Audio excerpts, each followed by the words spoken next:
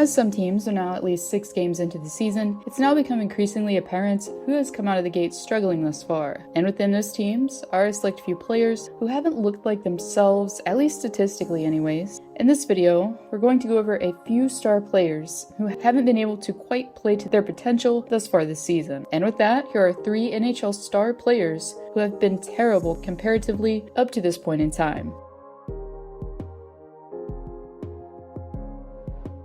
For Toronto Maple Leaf fans, the usual outcome, once again, seemed to play out. Leafs play well in the regular season only to succumb to the pressure and defeat in the first round of the Stanley Cup playoffs. And yet again, the same trend seemed to be playing out in Leafland as Mitch Marner had been deemed public enemy number 1 in Toronto not long after. But unlike the series loss against the Columbus Blue Jackets, this time Marner wasn't only in the hot seat for being abysmal, but also for making a play that, in some aspects, cost his team the series. Therefore, after making one of the most questionable plays we've seen in recent years in the postseason, Marner seemed determined and ready to prove the doubters wrong and to somehow find redemption. But unfortunately for number 16, throughout the first 6 games played on the season, he's failed to sway the critics and mend his already strained relationship with Toronto's fanbase. As, after 6 games played, the forward has only registered a single secondary assist on the first game he played and has went completely pointless in the last 5 contests, with players such as Jason Spezza and Michael Bunting making under $1 million, possessing 5 points already on the season. Yes, the fanbase has a right in my mind to feel some frustration. Following the 7-1 loss to the Pittsburgh Penguins without Sidney Crosby, Evgeny Malkin, Jeff Carter, Chris Letang, and Brian Rust, this is what Mitch Marner had to say after the game. Trying to play the smart way in defensive.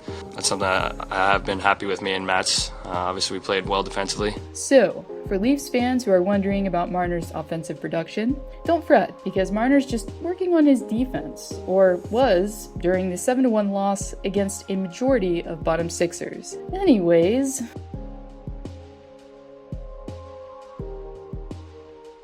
one could say that Marc-Andre Fleury's offseason was equally challenging, but in this case, the events that came about for the goaltender weren't his fault at all. In fact, after winning the Vezina Trophy and having the best season of his career, the Vegas Golden Knights made it seem as simple as taking out the trash when it came to bidding farewell to the netminder. But most of you watching probably know this story fair and well by now, therefore I'll spare you the same old details. Anyways, after arriving in the Windy City, however, the flower hasn't seemed the same. After getting pulled in Pittsburgh after letting in 4 goals on 10 shots, Fleury is currently sporting a .839 save percentage and a 5.75 goals against average. Granted, yes, the Blackhawks as a team appear to be a mess thus far, but even still, for a goaltender who just won the Vezina and Jennings trophies, this does seem uncharacteristic, at least statistically speaking. Interestingly, the 10th in net for the Hawks upon their capture of their first point on the season was Kevin Lankinen, as Fleury is currently 0-4 so far in this campaign.